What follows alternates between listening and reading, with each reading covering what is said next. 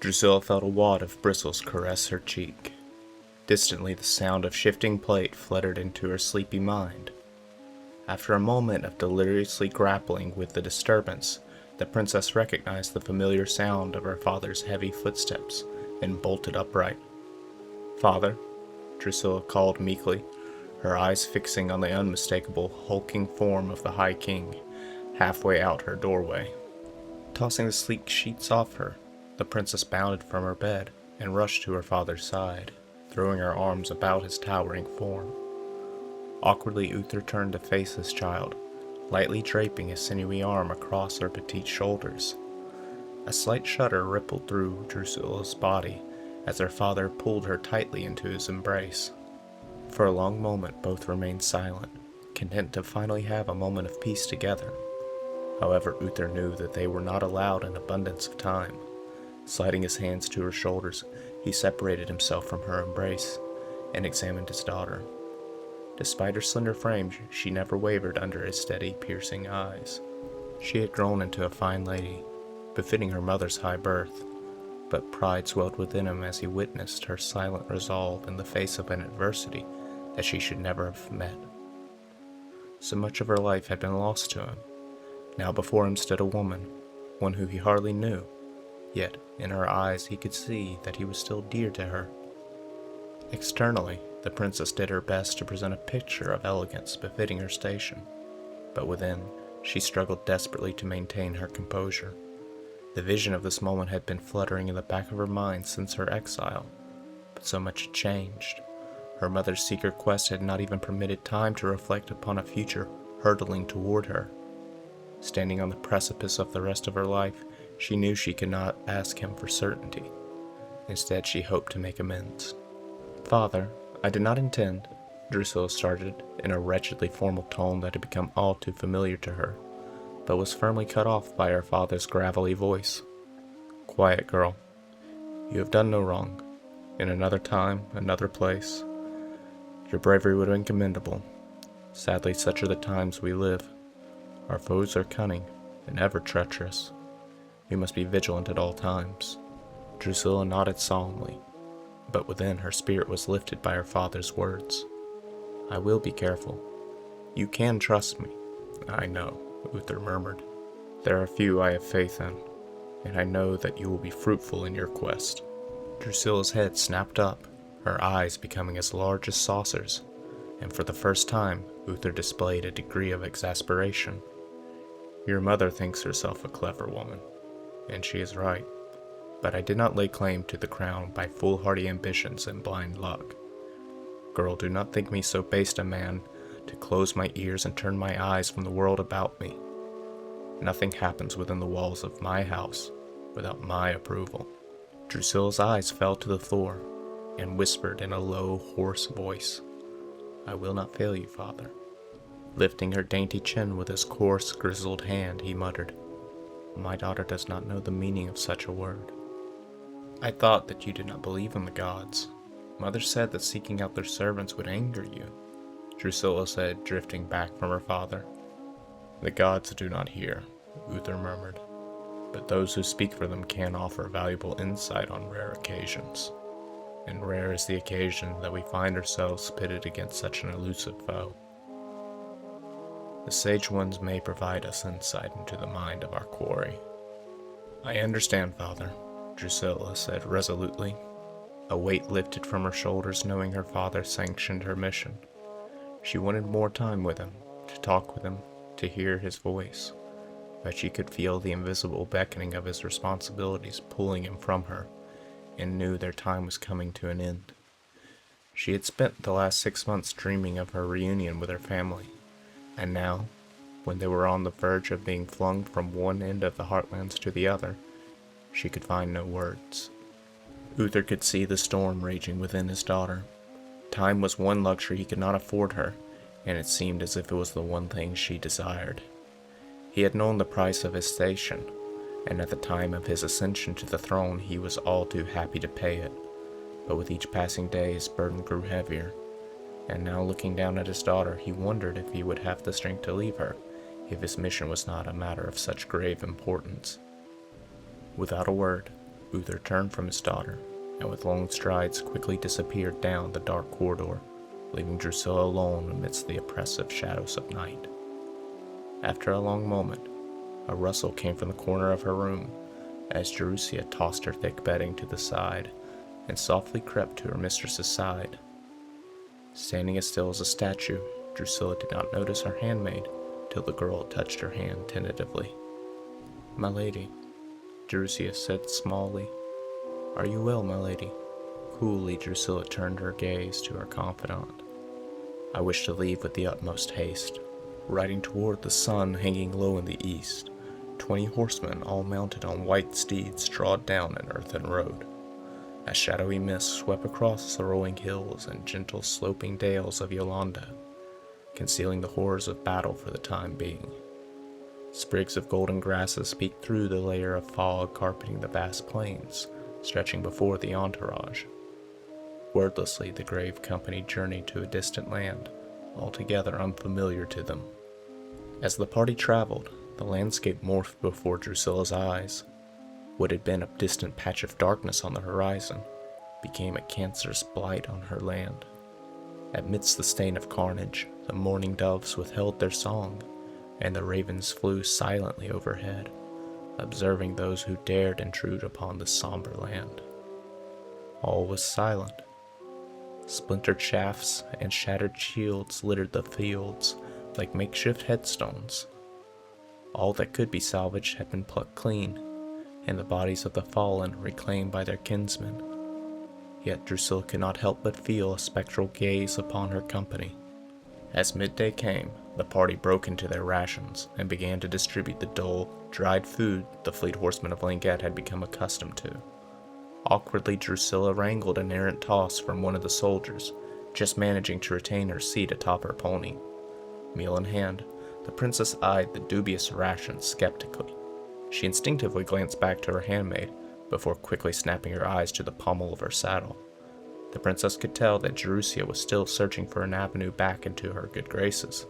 However, Drusilla's temperament was content with the reflective mood the silence offered, and chose to ignore her handmaid's silent plea. The words of her mother echoed in her mind as the images of years of carnage rolled past her.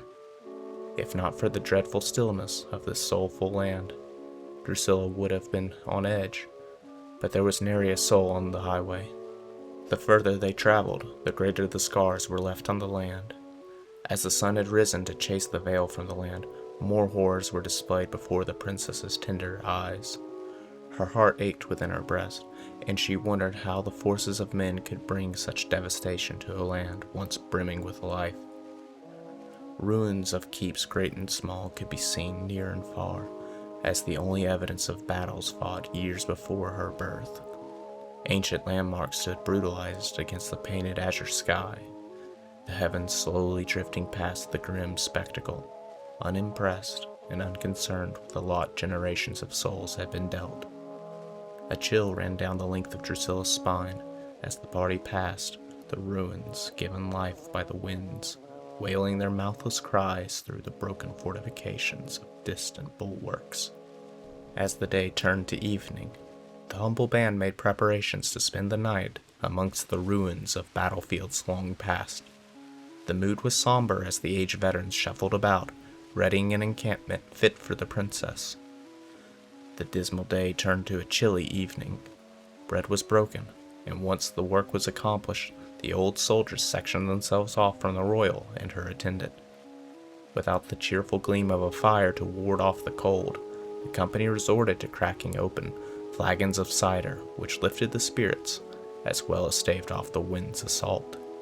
Soon, the stoic facade of the men fell, and tales of times gone by rolled from wagging tongues, and all their cares for their charge were distant in their mind. Their toasts to the fallen and yarns of battles won warmed Drusilla's heart. It was rare for her to see her people's guard relax around her.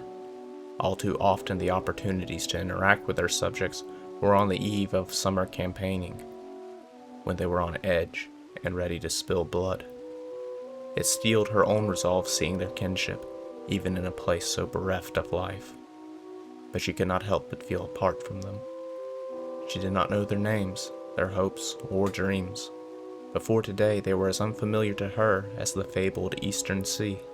The sounds of revelry faded, and the dark silhouette of the shattered battle implements disappeared into the inky twilight, only recognizable due to the absence of stars within their figure. Drusilla became still as her mind wandered through the depths of her memory, till she settled on the happy face of her eldest brother. His absence was something that she feared she would never grow accustomed to. It had been on a field much like this when Marlon fell, as so many before. Subconsciously her jaw clenched as the gloom of joyless night grew thick within her.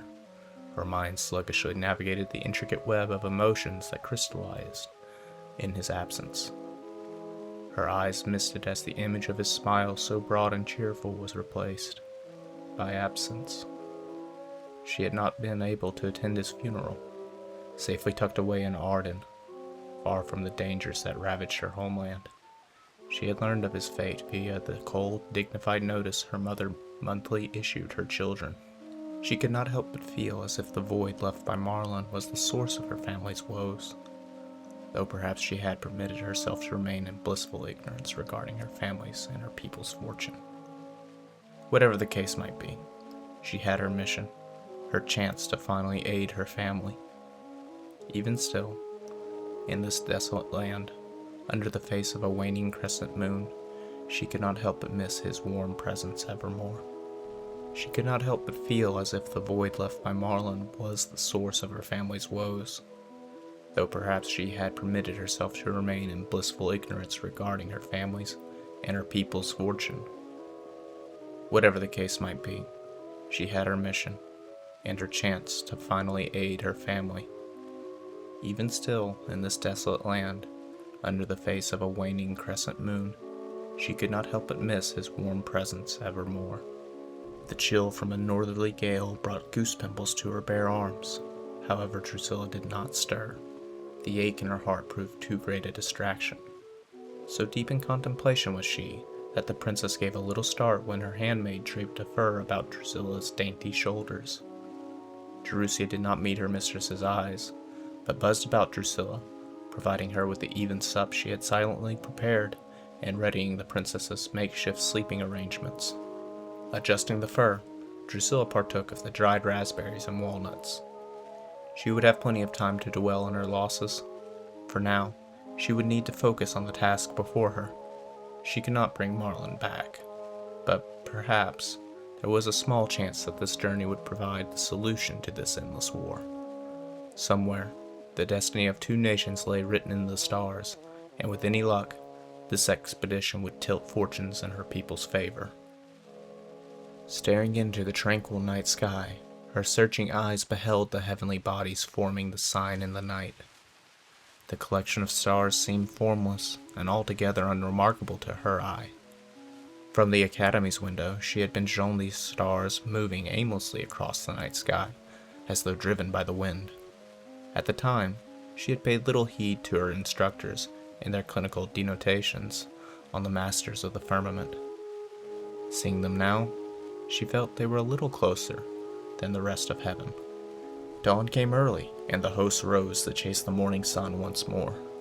With the speed and fluidity of a well-versed brigade, the party broke camp and sped on their way to the Vale of Flora. The road they traveled branched, and they took the southerly route toward Trondheim and the rural Vale. The landswounds mended the further south they traveled. The gentle heather gave way to the towering stalks of golden keel. Shrews darted from bush to bush, for any eye keen enough to spot. In patches of the road less traveled, the party would kick up the odd covey of trifons. Fortifications were altogether absent, and the occasional farmstead were to be seen. The war seemed distant to this land and its people, though not a half-day's journey from here. Battles would rage all summer. But still, the memories of her ravaged land would not soon fade from her thoughts. The band entered the domain of Trondheim, and the change in the tenor of the land was immediate and stark. Trees grew, not tall as those in Arden, but stocky, with branches bent low to the ground. No longer did the wind wail, but gently rustle through the tall, sparse grass, sprigging up from the stony ground. Unlike the battlefields she had just left, This region's desolation was absolute. Wildlife teemed in perfect isolation from the wilderness that welcomed the wayfarers with cautious curiosity. The rolling plains of Langet were replaced by the rocky hilllands of Trondheim, and the road became obscured, though the lead rider never wavered from his course. The sun rose to his zenith and fell to his cradle in the west, with no sign of man to be seen. The road had merged with the bank of the river Manon. The gentle flow of the pristine waters gave life to the arid earth, bringing forth green vegetation which was new to Drusilla's eyes. The longer they followed the waters of Manon, the more luscious the land became, when the road diverged. Before departing from the river, the band watered their horses and walked the dusty road for a suitable duration to restore their mounts' vigor. A row of bushy trees crowned the crest of a bluff, and under their branches the party thought they might shelter for the evening. However, when they reached the grove, Drusilla found herself looking down into the vale her mother described. A shallow vale lined by the bluffs on either side, pierced by the waters of Manon, stretched before the princess like an emerald gem in a golden world. Her eyes drank in the vale and searched for signs of encampments. When her attention was diverted by a keen-eyed horseman, her eyes fell to the point on the horizon the scout directed the party toward. Plumes of smoke marked a host of small encampments dotting the vale. However, their eyes were drawn to a sizable camp a short distance from Manon, near the middle of the vale. No banner or symbol could be seen, but the people appeared to be constructing some manner of venue that intrigued the princess. Drusilla counseled with the chief rider, and determined that a scout should ride down into the vale and meet with the people and discover if some great sage was housed there. Like a shot, upon hearing the raspy voice of his chief, a single rider stormed down the ridge in a cloud of dust and tangled hooves, only slowing once he came within a bow shot of the encampment. The meeting seemed amicable, and after a brief moment the rider swiftly returned to his chief and lady. The rider was off his steed and relaying the tidings before his mount had time to stop. In a cloud of dust, Drusilla was informed that the encampment was a small party of Trondheim stewards from the city of Silesia.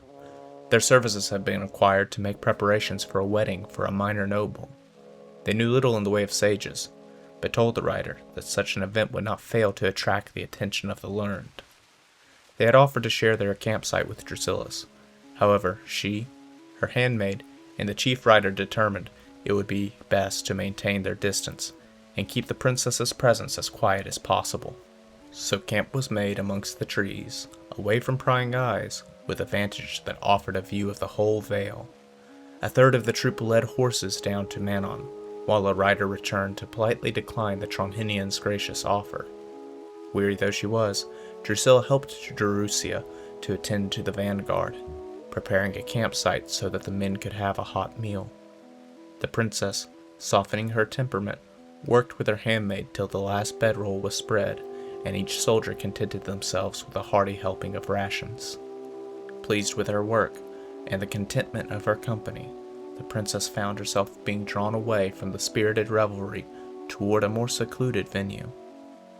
With little more than a cautioning from a perceptive watchman, Drusilla glided down the gentle slope.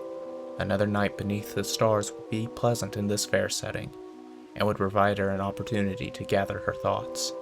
The stars began to spring forth in the vast unfurling tapestry above, captivating the princess's mind as she studied their enchanting beauty.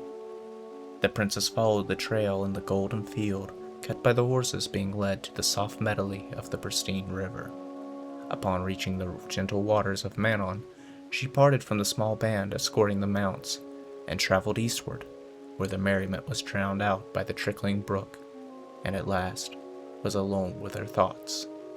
After her journey from Arden, the princess would have thought she would be ready for anything other than to be left alone, but the greeting upon her return had produced more than a few troubling developments that she needed to come to task with.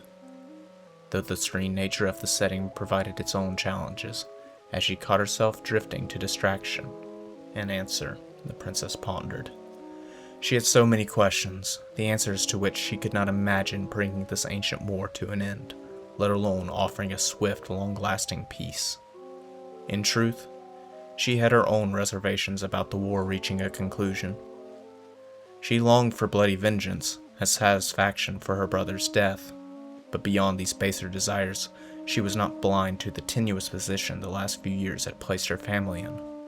More still, once the war was brought to an end, there would be no legal standing for a high prince to continue presiding over the grand marshals, let alone a high king. The grand marshal's oaths were tenuous as things stood, but if peace were brought to the land, even Yolanda's most ardent supporters would be eager to reclaim sovereignty. A pang of guilt and fear shot through her heart as she knew that no matter the answer she uncovered, her family would be presented with hardship. Even should she be given the knowledge that would turn the fortunes of war to her favor, more would still join their brothers in eternal slumber beneath the killing fields. A crisp gust of air gave her a chill as she wondered if there was any truth to the notion that her people grew weary of her father's rule. None could challenge his courage, and few rivaled his skill with a spear or bow. His mastery over the battlefield was legendary. Yet, he grew old. Naltonite spears grew longer, and in spite of his recent shortcomings, the seasoned veterans remembered their oaths. However, with each successive season, the men who replaced the old guard were faced with only failure, and possessed neither memory of Uther's virtues, nor loyalty to vows made by men dead and dying. Before her father's rebellion and appropriation of power, the grand marshals would choose from among themselves a man they deemed best suited to lead them, crowning him the High Prince. The High Princes had not always acquitted themselves, but when they had faltered, the marshals possessed the authority to choose a replacement. Her father would not be succeeded by any other than his son, and so long as he had won on the field, the grand marshals had been content. But now who could truly say what dark plans were being spun? Deep down, Drusilla wondered if Marlin's fall at the hands of the reprobate princeling had caused this lapse. The princess refused to allow herself to walk this all too familiar path now. She could wallow in her loss and revel in her black thoughts of the faceless prince meeting his end another time. But now, she had a task that she must see to at any cost. Clearing her mind, she took stock of what must be done. There were so many types of sages, and she must only choose the wisest and most learned among them. In Arden, she had seen a fair few, though most followed the discipline of Reina Agni, and despite his progenitor being chief of the 9 Lords of Power, his gifts offered little in the way of foresight or guidance. The 9 and their gifts were mysterious, as were their practitioners, but she had an idea of which would prevail her on this quest. Lost in a world of half-truths and wild fantasies, Drusilla's mind was set ablaze with visions of sages in their peculiar manner, and the schemes their wizened words would reveal. All the while, the beauty of this distant and wondrous land, wrapped in the fine array of autumn colors, beckoned to her. She continued in her thoughts, even as the men watering the horses beckoned to her to follow them back to the camp. She felt the thrill of expectation placed on her, and the hunger to see her parents' desire fulfilled.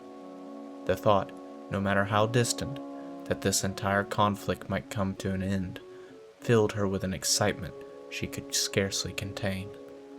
Somewhere, in the vale below, she would have her answer. The sky was dark. The stars burned brilliantly against their onyx canvas, but as she surveyed their majesty, she found her eyes fixed on the strange constellation, and wondered if her eyes played some mischief on her. It seemed to her the stars within the formation bore faint hues of blue, crimson, gold, and other colors unnatural to celestial bodies. Though still confusing, these strange stars were aligning, though what shape they might take she could not say. If there was any significance to these stars, Drusilla doubted she would be able to divine any meaning. Hopefully, the stars would prove more valuable to the sages. Returning to the crude encampment, hastily cobbled together, Drusilla was at once met by her handmaid offering the princess much-needed sustenance. However, the princess could not bring herself to partake in supper this evening, as her thoughts raced with an unfamiliar thrill. This feeling of liberty, of isolation, was not something she had anticipated when she had returned home, and it was only the beginning. This could well be the last year she was heralded as Uther's daughter, and likely the last time she would ever leave Lingette. That realization lent strength to her disquieted spirit, and her excitement ebbed as the future grew ever murky. The princess's dour demeanor had not escaped the note of her vigilant handmaid. Quietly, Drusilla knelt by her mistress's side, and before Drusilla thought to resist the servant, she found her head cradled in the handmaid's lap. Gently the young maid ran her supple fingers through the princess's long scarlet locks. Still refusing to speak unless addressed, Drusilla allowed her doubtful spirit to be washed away by her friend's warmth. For some time neither spoke. As the buzz of the evening meal came to a close, and the tender embrace of nightfall fully enveloped the world, Drusilla murmured some benign comment about the veil's soothing nature. Drusilla knew this to be the princess's attempt at reconciliation, and the tension she had been holding throughout the journey was released. They talked of the veil and its beauty, as the handmaid distracted Drusilla from her troubles, conversing late into the night about their journey and the sights they had seen along the way, until at some point the princess drifted into sleep. It seemed as though not even a moment had passed since Drusilla slipped into slumber, when a hand violently shook her awake. Shouts and cries shocked Drusilla to her senses as the panicked eyes of Drusilla met her own. "Milady, you are in danger," Drusilla's frantic voice cried above the clamor of riders preparing for a skirmish. Drusilla's eyes fell to a point on the western horizon, and in the pale glow of first light, a cloud of dust could be clearly seen, heralding 50 or so riders all armed for war, armor catching the glare of the approaching dawn. No banner could be seen, and they appeared to be heading straight for her encampment, their pace increasing as the activity from her own troop betrayed their awareness of the ominous band.